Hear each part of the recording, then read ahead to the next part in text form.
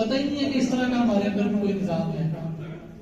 کتنے سارے ایسے نظام ہیں جو انسان کے جسم کے اندر اللہ تعالیٰ نے پیدا کیے ہوئے ہیں جو بالکل صحیح کام کر رہے ہیں. وہ جب تک خراب نہیں ہوتے ہمیں پتہ ہی نہیں ہوتا. تو وہ اس کو حکم دینے والا کون ہے؟ اس نظام کو. اس نظام کو چلانے والا کون ہے؟ ہم سمجھتے ہیں جس وقت ہمارے اندر طاقت ہوتی ہے، روب ہوتا ہے، دبدبہ ہوتا ہے، کوئی ہمارے پاس پوزیشن ہوتی ہے، ہم سمجھتے ہیں کہ بھائی ہم بڑے با اختیار ہو گئے. ہمارا تو اپنے اوپر اختیار نہیں ہے. ہمارے اندر کچھ گڑبڑ ہو جائے اسے ٹھیک کرنے کے لیے ہم قدرت نہیں رکھتے. کچھ ہمارے ساتھ مسئلہ ہو جائے تو ہم محتاج ہو جاتے ہیں.